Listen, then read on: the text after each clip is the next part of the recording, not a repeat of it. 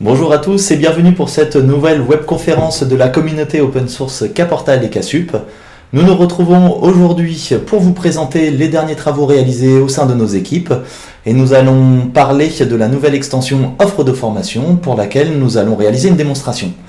Aujourd'hui, nous sommes trois interlocuteurs, Alice Arc, responsable des produits Kportal et Ksup, Axel Poirier, directeur de projet au sein de Cosmos, et moi-même, Camille Lebugle, responsable de l'animation open source. Cette webconférence va durer environ 1 heure avec 45 minutes de présentation, suivront par la suite 10 minutes d'échange afin de répondre à vos questions. Pour cela, vous avez sur la droite de votre écran un menu pour accéder au chat. Donc n'hésitez pas durant la présentation à poser vos questions, nous y répondrons au fil de l'eau et nous ferons donc une synthèse en fin de séance afin de présenter à tout le monde les différentes réponses.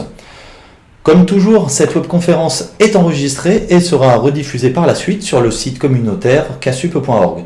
De toute manière, je vous enverrai aussi la présentation et vous pourrez retrouver donc toutes ces informations-là sur le site. Cette webconférence donc s'inscrit dans le cadre de la communauté open source Kportal et Ksup. Cette communauté a pour objectif de fédérer les utilisateurs donc des solutions Kportal et Ksup afin de partager des expériences et de présenter des pratiques, des usages. Le but est de pouvoir dynamiser donc des échanges pour amener les membres justement à faire avancer le produit dans le bon sens pour qu'il réponde au mieux donc aux problématiques métiers que vous pouvez rencontrer. Cette webconférence s'inscrit donc dans ce cycle. Il y a eu d'autres webconférences et il y en aura d'autres par la suite sur des sujets donc variés, comme ici une présentation fonctionnelle, mais il peut y avoir aussi des présentations plus techniques où on vous présente une intégration ou en tout cas comment développer une problématique projet. Une des actions de la communauté qu'ont les membres justement de la communauté open source est de prioriser la backlog du produit. Pour cela, vous avez accès avec ce lien-là à un tableau de bord qui est présent sur notre outil de ticketing, donc Jira, notre outil d'assistance. Et vous allez avoir sur ce tableau de bord toutes les demandes qui ont été créées par la communauté, donc par les membres de la communauté. Donc c'est des demandes d'amélioration ou d'apport fonctionnel. Donc il y a un certain nombre de tickets qui existent déjà. Le but en tant que membre actif donc, de la communauté est de prioriser cette backlog afin que nous puissions voir quelles sont les problématiques qui sont le plus demandées par les membres de la communauté. Donc pour ce faire, je vous invite à vous rendre sur cette page et à consulter les différents tickets qu'il y a et à voter dessus, donc apporter un vote justement pour prioriser cette backlog-là. Nous l'utilisons justement pour voir quels sont les développements que nous devons engager, en tout cas pour essayer de répondre au mieux à vos problématiques. Donc ce tableau est mouvement parce que tous les jours il y a des nouvelles demandes qui sont créées.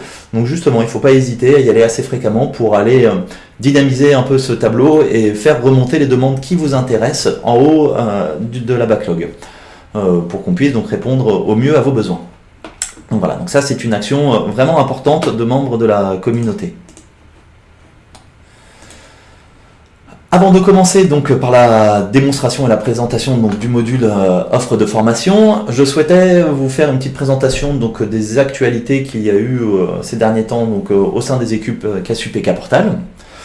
Donc tout d'abord, nous étions en cours de développement d'une nouvelle version qui est la version 6.5. Cette version est bientôt finie, il nous reste quelques tests à réaliser et nous allons donc la rendre publique. Nous allons publier cette version-là. Cette version apporte un certain nombre d'avancées fonctionnelles.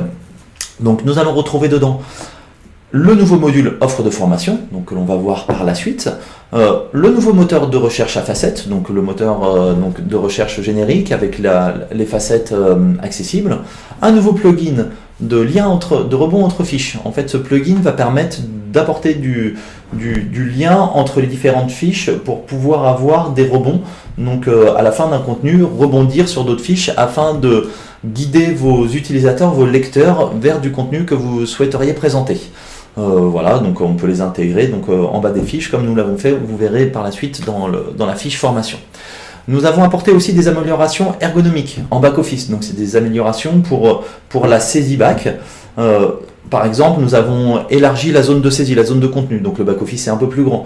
Nous avons géré l'affichage des titres qui sont un peu longs. Nous avons géré la sélection multiple dans les fiches quand on a justement les pop-ins, vous savez, où on doit choisir une ou plusieurs fiches. Bah là, on va pouvoir en choisir plusieurs, alors qu'avant, on ne pouvait en choisir qu'une. Donc voilà, donc il y a un certain nombre d'améliorations ergonomiques. Donc de toute façon, toutes ces améliorations-là, tous ces développements seront présentés dans la release note de la version 6.5, qui va arriver, donc la publication avant la fin de l'année, donc là dans les semaines à venir. De plus, nous avons mis en ligne donc notre nouveau site communautaire casup.org. Donc nous avons réalisé une refonte de ce site-là qui commençait à un peu être désuet. Donc nous avons remis au goût du jour la charte graphique. Sur ce site, vous allez pouvoir trouver les mêmes informations qu'il y avait précédemment. Donc avec une présentation du produit, une présentation des extensions. Vous allez pouvoir retrouver aussi les actualités qu'il y a en cours sur le produit. Donc typiquement, on voit la webconférence, la nouvelle offre de formation. Nous allons publier les nouvelles mises en ligne. Voilà. Donc il va y avoir du contenu qui va être poussé sur le site communautaire afin de vous donner des informations sur les activités et l'actualité qu'il y a autour des produits Caportal et Casup. Donc voilà, donc n'hésitez pas à y aller. Il y aura un certain nombre de choses poussées dessus. Vous allez pouvoir trouver des informations donc liées à la communauté et au support, aux offres de support, enfin, voilà, à tout ce qui est autour de Casup. Hop. De plus, avec la publication de la version 6.5, nous avons monté de version notre site de démonstration. Donc sur le site casup.demo6.cosmos.fr et maintenant en 6.5, donc vous allez pouvoir tester, voir les différentes évolutions que nous avons apportées dans la version 6.5. Donc typiquement, donc ce site-là est sur une charte générique qui est le front-gen, ici. Donc vous allez pouvoir avoir accès, typiquement, au moteur de recherche à facettes. Donc voilà, là il y a la recherche avec à gauche les facettes qui s'affichent. Donc vous allez pouvoir vraiment tester, voir ce qu'est cette nouvelle version. Donc n'hésitez pas à y aller pour voir les améliorations donc, que nous avons publiées sur cette version-là. De plus, donc nous vous l'avions déjà annoncé, nous mettons en place des formations à distance, donc que nous nommons des classes virtuelles, qui sont donc des formations qui vont être réalisées à distance. Donc ça va être des sessions de 2 heures pour lesquelles on va pouvoir suivre différentes problématiques métiers autour de Casup. Nous avons organisé aujourd'hui 2 sessions, une session qui s'appelle Premier pas, qui est plus à destination de vos contributeurs. Le but est de présenter la contribution sur Casup et Caportal. Donc ça va être montrer le back-office, découverte du back-office, découverte de la saisie des fiches, les différents types de contenus, découverte du workflow de fiches, la validation, l'état brouillon, ainsi de suite, comment créer des listes, comment saisir du contenu dans Casup. La deuxième session est une session qui est un peu plus compliquée, qui est plus à destination des webmasters, qui va être la gestion et la création de sites. Donc ça va être l'usine à sites, comment gérer, comment créer, comment dupliquer des sites, quelles sont les erreurs à ne pas faire, quelles sont nos recommandations justement lorsque l'on est dans cette étape de création d'un nouveau site ou de modification de site, donc arborescence de rubriques et ces choses-là. Donc voilà, donc ça va être nos 2 premières sessions qui sont proposées, donc sur des créneaux de 2 heures. Donc ces premières sessions vont avoir lieu donc avant la fin de l'année, vont avoir lieu début novembre. Donc vous allez pouvoir retrouver toutes ces informations-là sur le site casup.org. Donc sur formation, ici, vous allez pouvoir avoir un descriptif donc, des différentes formations et avoir le détail justement de la formation qui va avoir lieu. Donc là on est sur la formation Premier pas, donc contribution simple avec le formulaire d'inscription. Il y a un mailing qui a été envoyé hier, donc vous allez retrouver toutes ces informations là avec les dates de session. Donc c'est pour début novembre, donc voilà, n'hésitez pas à y aller et en tout cas allez voir sur le site casup.org pour avoir toutes les modalités d'inscription, les informations. De plus, point de vue communauté, j'ai intégré en fait sur notre repository d'exemples, donc sur notre gestionnaire de sources Bitbucket, un exemple d'intégration de page d'accueil. Donc ce projet-là me permet de vous pousser des exemples de développement lorsque vous voulez dans votre projet intégrer quelque chose de nouveau. Donc j'avais déjà poussé un exemple qui était sur l'intégration d'un workflow avec l'extension inscription, donc validation de compte en ligne ou mise en place d'un formulaire d'inscription avec un workflow de validation. Et là en fait j'ai rajouté justement l'intégration de la page d'accueil, donc avec la création de cartes, déclaration d'un nouveau gabarit, ainsi de suite. Donc voilà, donc ce développement-là est présent sur Bitbucket. Alors, ici, donc voilà, donc là je vais sur l'interface, donc c'est public, vous pouvez y avoir accès. En allant après dans source, hop, vous allez avoir les différentes branches avec les différents développements. Donc il y a une branche inscription et une branche accueil, donc avec le code source pour pouvoir regarder comment c'est fait. Donc vous pouvez récupérer ce projet-là, le démarrer en local donc, sur vos machines pour voir comment on fait pour déclarer une nouvelle carte, intégrer une nouvelle carte, l'intégrer un template et déclarer ce template donc, pour pouvoir l'utiliser sur une fiche d'accueil. Ce développement-là en fait fait suite à la webconférence qu'il y avait eu l'année dernière plutôt. Donc sur l'extension page d'accueil. Voilà, donc ça fait suite à cette webconférence. Je publie le code source afin de vous aider justement dans vos développements projets. Donc n'hésitez pas à aller voir.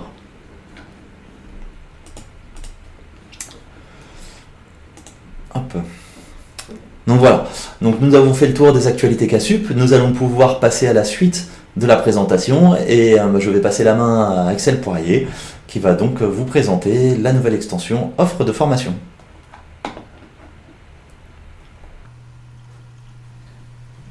Merci Camille. Alors avant de démarrer la présentation des nouveautés à proprement parler, on souhaitait vous rappeler les différentes étapes du calendrier de réalisation de cette extension.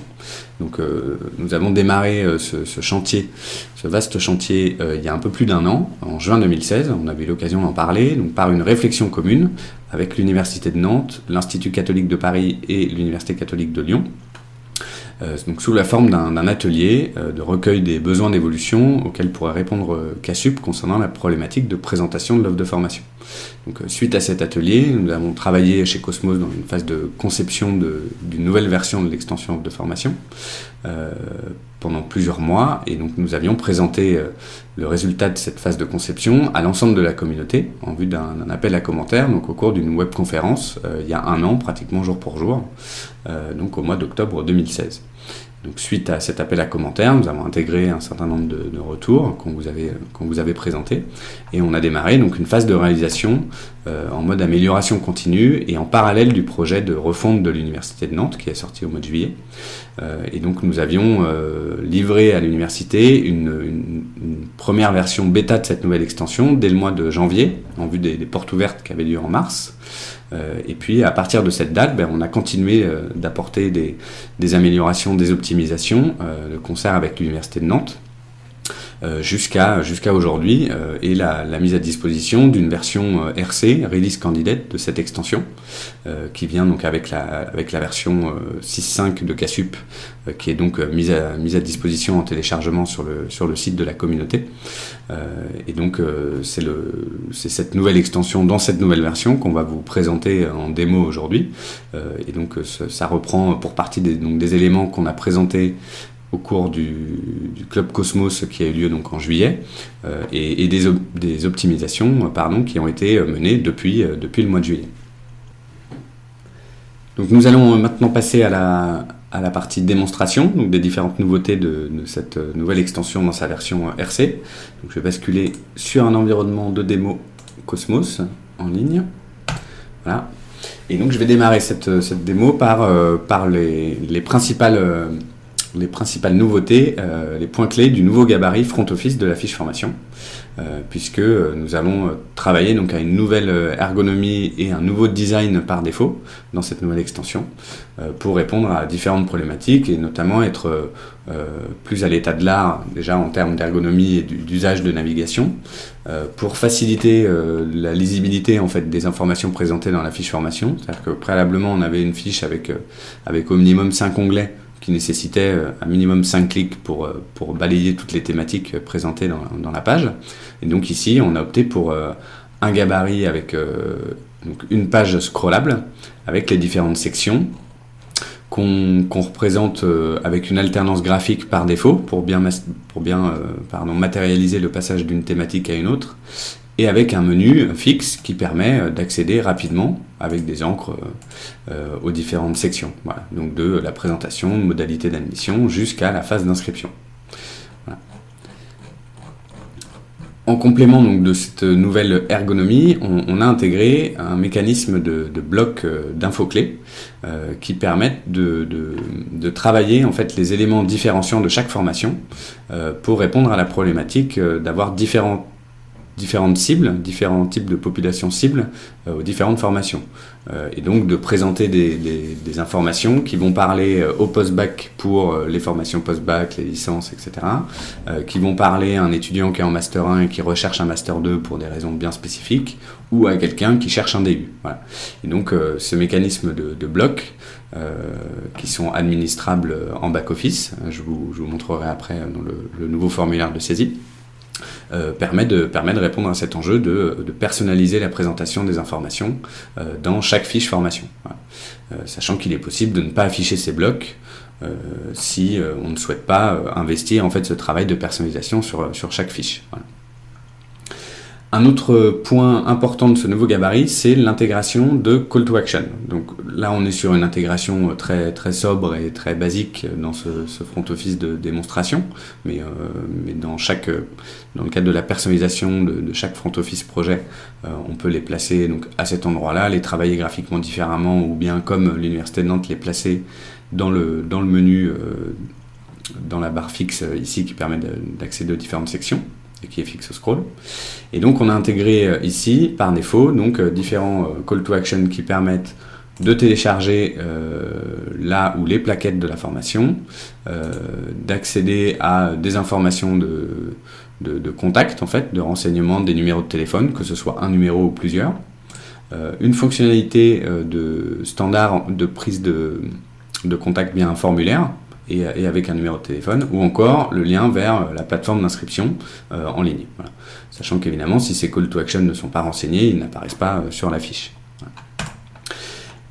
Je vais également pouvoir vous montrer ici une des nouveautés de l'extension qu'on reprendra après, qui est le nouveau PDF en fait, de fiche formation. Alors, j'y reviendrai un petit peu plus tard dans la démo, mais du coup on peut générer automatiquement ce type de PDF là, et donc le rendre accessible via les call to action.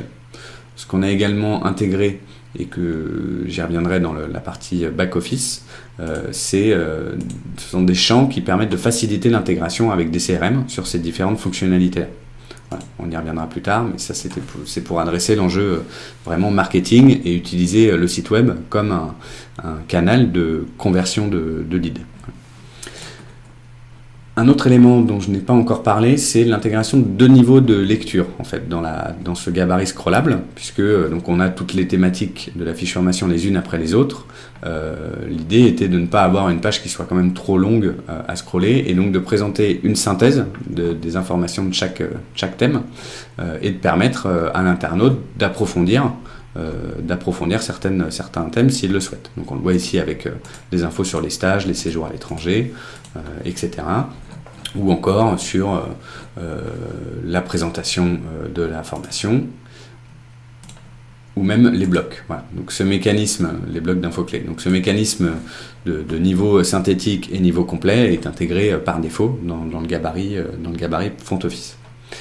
Un dernier point, c'est la proposition de rebond qui apparaît à la fin de la lecture en fait de la fiche formation. Et donc cette proposition de rebond est mise en place via un nouveau plugin qui est donc standard dans la version 6.5, qui est le plugin fiche. Pour l'instant, il a ce nom-là, et donc il permet d'associer à une fiche n'importe quel autre type de fiche. Donc ça permet de construire manuellement, au moins dans un premier temps, des rebonds vers d'autres formations qui peuvent aussi intéresser un étudiant ou futur étudiant ou parent qui consulte cette page.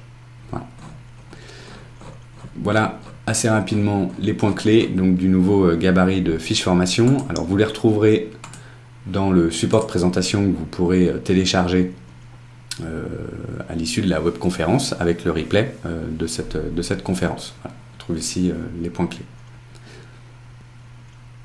Alors, je vais maintenant revenir sur l'environnement de démonstration pour vous présenter les points clés du nouveau formulaire de saisie, puisqu'avec ce nouveau gabarit front office, on a revu complètement donc cette fiche formation, donc qui dispose de nouveaux champs. Alors je ne vais pas rentrer dans le détail là dans la démonstration, mais on pourra vous donner des informations détaillées à l'issue de la webconférence pour ceux qui seront intéressés.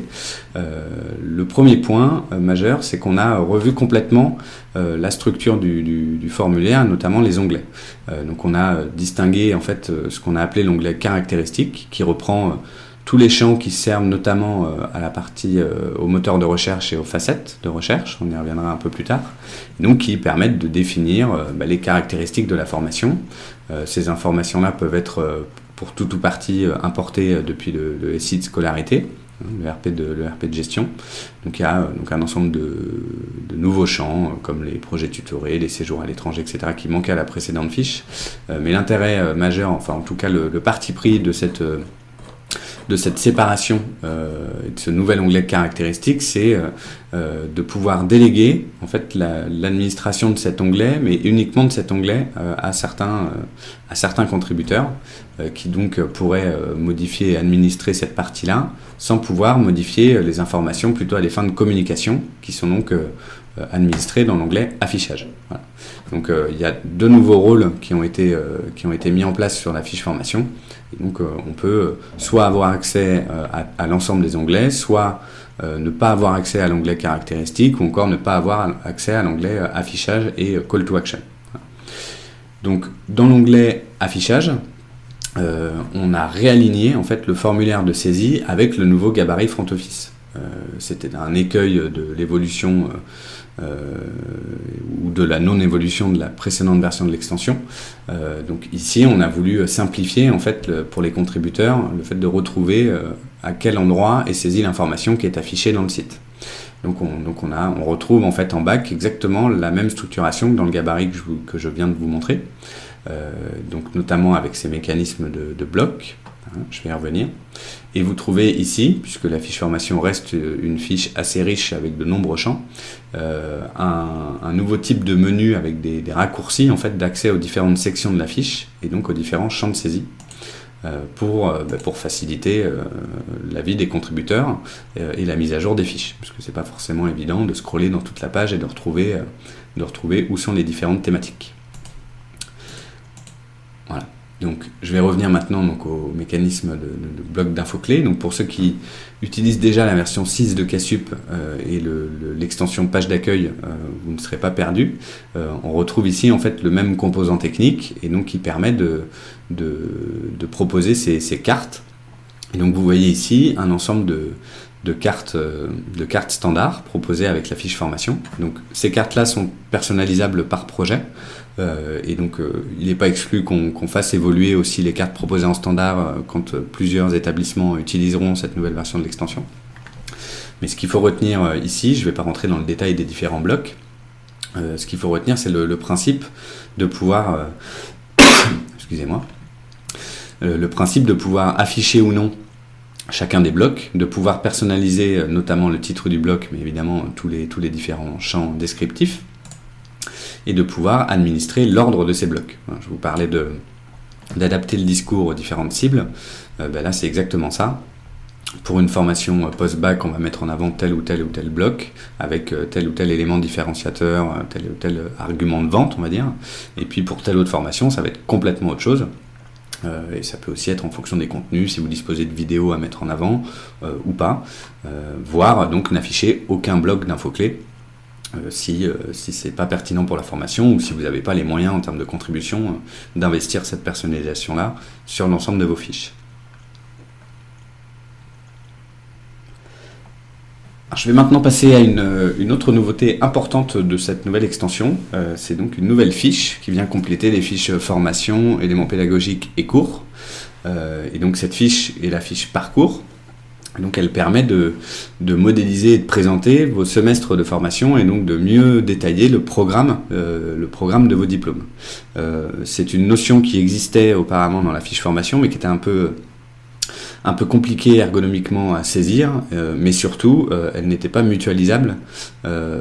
Les parcours n'étaient pas mutualisables entre les différentes formations. Or, on avait vu ça dans l'atelier de recueil des besoins, que le ministère pousse et oblige même les établissements d'enseignement supérieur à structurer leur offre de formation suivant différents parcours avec un besoin de spécialisation progressive. Et donc on a de plus en plus de troncs communs à différents diplômes et donc d'obligation de fournir à l'étudiant un choix d'orientation ou de réorientation suivant les semestres et suivant les années qui composent son diplôme. L'enjeu de cette nouvelle fiche, c'est de répondre à ce besoin-là. Et donc, on l'a donc extrait de la fiche formation pour en faire un gabarit à part entière, qui donc dispose de ces champs de description dédiés, et puis de notions spécifiques qui permettent de vraiment modéliser toute votre ingénierie de formation, avec la notion donc, de parcours étape ou de parcours diplômant, voilà, pour illustrer la notion de parcours type, et puis donc différencier les semestres qui composent un diplôme du parcours type qui va porter vraiment la spécialité entre guillemets du diplôme. Et puis également donc cette notion de parcours amont-aval avec précision d'un accès de droit ou d'un accès sous condition. Ça, ce sont notamment des champs qui permettent de proposer une fonctionnalité qu'on va détailler après, qui est la fonctionnalité de construction du parcours de formation. Voilà. Donc je ne rentre pas plus en détail dans les champs de description de la fiche parcours. C'est pareil, on pourra répondre à vos questions tout à l'heure, ou bien de toute façon vous pourrez disposer de la documentation qui vous présente ces éléments-là dans le détail. Une autre nouveauté donc, qui n'est pas spécifique à l'extension de formation, mais qui est liée à la version 6.5 et dont évidemment bénéficie la nouvelle extension de formation, c'est le nouveau moteur de recherche. Nouveau moteur de recherche qui est basé sur le moteur d'indexation Elasticsearch. Donc, les atouts que propose ce nouveau moteur Elastic sont valables donc, pour la recherche full text et donc pour les formations. Donc, à savoir l'autocomplétion, la recherche à facettes, sachant qu'on a vraiment travaillé à proposer en standard de nombreuses facettes métiers, donc suivant les types de fiches, les types de contenus, et donc notamment les fiches formation. Voilà. Donc avec un ensemble de facettes personnalisables par projet aussi, et donc qui constituent pour l'internaute des filtres dynamiques qui lui permettent de naviguer dans vos catalogues de formation. C'est vraiment plus qu'un outil de recherche par mots-clés, c'est vraiment un outil de navigation dans le catalogue, comme vous pouvez le faire sur des sites de e-commerce quand vous cherchez un produit et puis qu'après vous utilisez les facettes pour voir changer de rayon ou spécifier, préciser en fait les critères, vos critères de recherche. Donc je vais vous le montrer en back-office, en front-office, pardon, sur notre environnement. Voilà, donc si je tape ici informatique.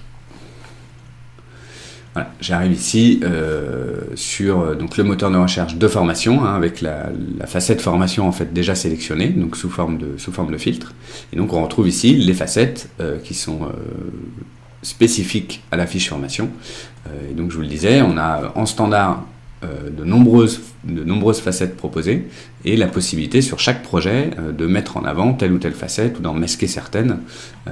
Voilà, on a conçu ça de cette manière-là pour que ce soit très personnalisable par projet. Voilà. On a également mené tout un travail qu'on est encore en train d'affiner avec l'Université de Nantes de pondération. Donc donc on peut personnaliser aussi par projet de pondération entre les différentes fiches et entre les différents champs de chaque fiche. Voilà. Donc c'est pas un travail trivial, mais ça peut permettre vraiment d'aller loin dans le tuning entre guillemets du moteur de recherche pour vraiment travailler de manière avancée sur ces problématiques-là. Alors je vais maintenant revenir sur le nouveau mécanisme de génération PDF que je vous ai furtivement montré tout à l'heure. Je vais pouvoir revenir là-dessus. C'est donc une des nouveautés importantes qui répond à un besoin légitime et assez récurrent pour les universités et les grandes écoles. Un besoin de disposer en fait de PDF avec une mise en page et une structure, on va dire minimum, mais que la CSS d'impression ne permettait pas d'apporter, et sans pour autant mettre en place ce qu'on a pu mener avec certains établissements, des mécanismes basés sur XSLFO de mise en page complètement dynamique des catalogues sur la base des données de la fiche formation. Donc c'était des mécanismes faisables, mais très très coûteux à mettre en place, et surtout donc très coûteux à modifier à chaque mise à jour ou évolution de la charte graphique. Donc là l'enjeu c'était de vous proposer un mécanisme qui permette de vous proposer un template par défaut, personnalisable par projet, avec une mise en page, on va dire minimum, mais qui reprend une structure et une architecture d'information plus lisible que la CSS d'impression, hein, et tout en optimisant les coûts d'intégration sur chaque projet. Donc je vais revenir sur l'exemple d'intégration que je vous ai montré très rapidement tout à l'heure. On n'est pas ici, donc on va y retourner. Voilà. Donc on voit ici, voilà, ça reprend donc les différents champs de la fiche formation. On n'est pas obligé de tous les afficher, c'est quelque chose qui peut se personnaliser, et donc avec un niveau de mise en page qui peut reprendre certains motifs graphiques prévus dans votre charte, que ce soit des aplats de couleurs, voilà, un colonnage, une structure d'information qui permet de rendre ça plus lisible qu'une CSS d'impression.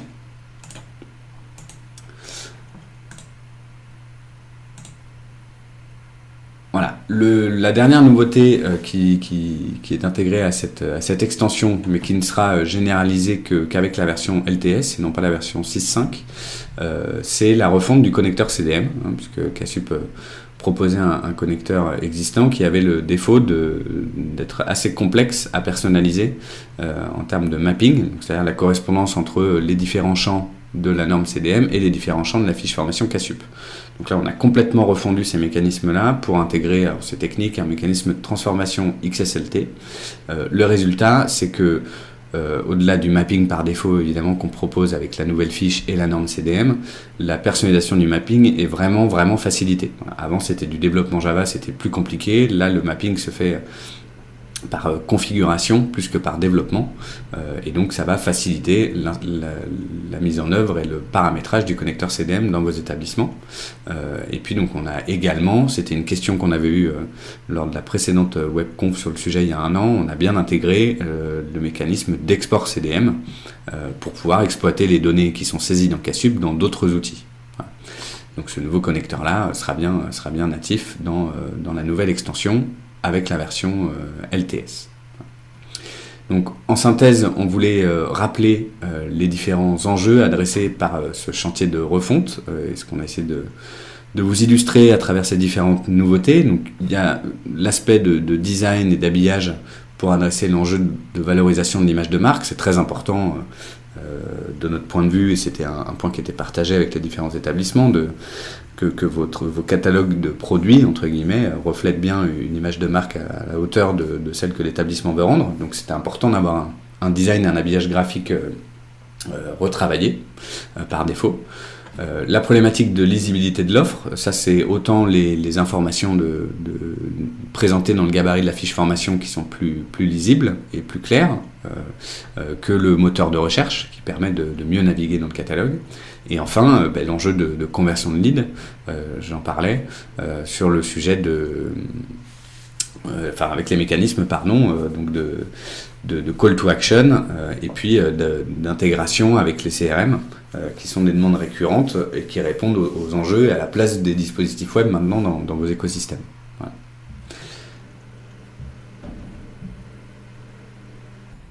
Je Je vais maintenant vous présenter la fonctionnalité, l'outil de construction de parcours de formation.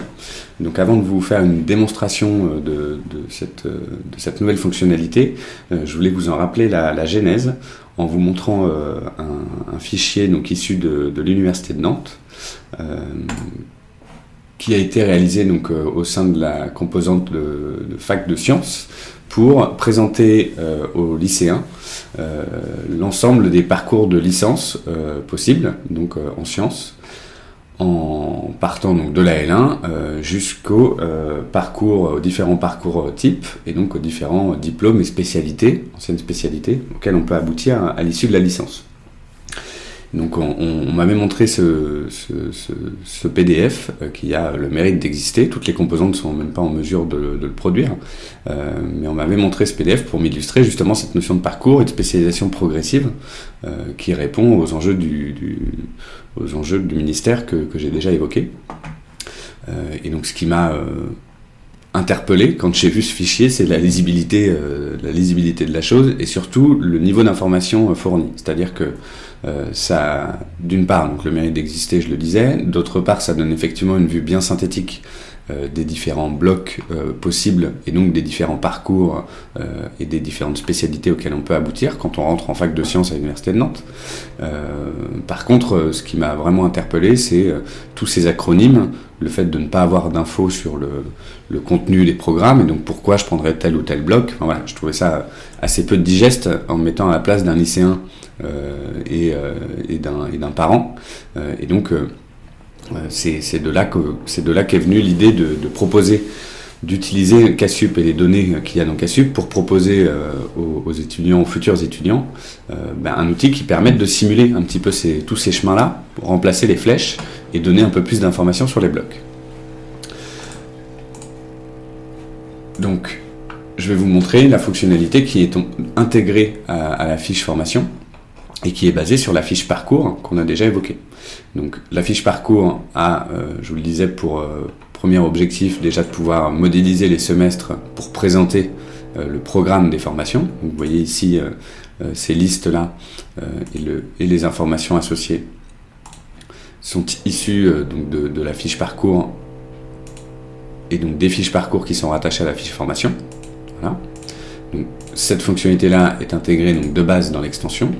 Et puis, donc, on a construit un premier outil de construction de parcours avec l'Université de Nantes, donc, qui est en cours de test actuellement, pour proposer à l'étudiant de construire son parcours de formation semestre par semestre. Voilà. Et donc, modéliser, simuler différents choix d'orientation possibles.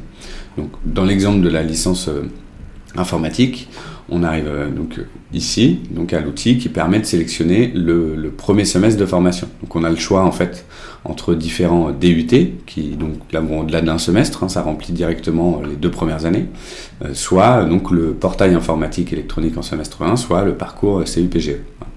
Donc ces blocs-là permettent d'accéder au contenu du programme du semestre pour expliciter un petit peu plus les différentes matières et modules que compose le semestre.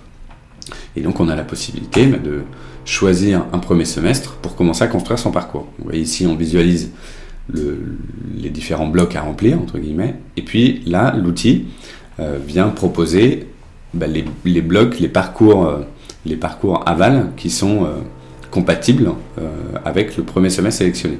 Donc dans l'ingénierie de formation de l'Université de Nantes, mais ce qui doit être le cas de beaucoup de licences, les semestres fonctionnent beaucoup par deux. Donc là, j'ai choisi un premier semestre portail informatique électronique. Le deuxième semestre ne me permet que de continuer dans cette voie-là. Donc là, j'ai pas vraiment le choix. Donc je sélectionne ce parcours. Voilà. Donc au fur et à mesure, l'étudiant voit en fait son parcours se remplir avec les éléments qu'il a sélectionnés. On a des petits pictos qui permettent de renseigner les modalités d'accès. Je vous parlais tout à l'heure dans la fiche parcours de l'option de la notion d'accès sous condition ou d'accès restreint, ou d'accès libre, pardon. Et puis donc toujours cette même présentation avec la possibilité de voir plus et donc d'ajouter au parcours. Donc ici, dans l'année 2, j'ai le choix entre deux différents parcours. Soit je continue sur le parcours informatique, voilà. Donc donc qui est la continuité un peu naturelle du portail informatique électronique, soit là je vois apparaître un parcours millage. Donc si je décide de m'orienter en deuxième année en parcours millage, encore une fois ça marche plutôt par deux parcours dans l'exemple de données qu'on a renseigné ici. Donc dans le semestre 4, je continue sur millage, et on voit ici qu'en troisième année, je peux partir sur un parcours sciences de l'informatique ou continuer sur le parcours millage. Donc je continue, voilà, et donc ici j'ai fait une simulation de mon parcours, donc je peux le visualiser. Et donc j'arrive sur une page récapitulative qui me présente le programme de chacun des semestres. Voilà, on a ici intégré une solution de chat en ligne, parce qu'on imagine bien que au-delà de l'outil dynamique qui présente les différents blocs et qui permet à l'étudiant de simuler différents parcours, il peut être pertinent, mais faut-il encore être organisé mais d'intégrer une solution de chat en ligne avec des conseillers d'orientation qui peuvent vous aider et puis prendre le relais peut-être pour vous conseiller et mieux vous orienter. On a aussi donc intégré deux premiers niveaux de fonctionnalités de partage.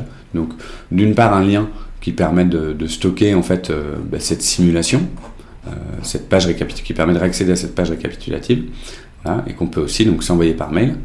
Et évidemment dans la continuité de cette simulation, on peut imaginer donc faire un lien directement vers le portail d'inscription en ligne pour commencer son inscription, que ce soit au moins l'inscription administrative si ce n'est l'inscription pédagogique. Voilà. Donc ça c'est ce que je vous ai montré là, c'est vraiment le premier niveau de fonctionnalité de construction du parcours de formation. Ce qu'on imagine très bien derrière les évolutions potentielles, à savoir pouvoir poursuivre d'un diplôme à un autre, donc permettre de construire son parcours interdiplôme et potentiellement jusqu'à un métier. Et puis on imagine aussi les fonctionnalités qui peuvent être intéressantes de construction à rebours, c'est-à-dire soit de partir d'un métier et donc de voir les différents diplômes qui arrivent à ce métier et donc de se construire rétrospectivement le parcours jusqu'à l'entrée à l'université. Là on serait vraiment dans un outil d'orientation. Et donc soit en partant du métier ou soit en partant d'un diplôme, mais l'idée de démarrer en post-bac ou à un autre niveau et de construire son parcours, ou l'idée de le faire dans l'autre sens, les deux peuvent être pertinents pour l'internaute. Donc aujourd'hui on n'a que ce sens-là et on n'a que le parcours au sein d'un diplôme, mais donc demain notre objectif c'est de pouvoir enrichir et compléter cette fonctionnalité pour arriver à ce que je vous ai cité. Voilà.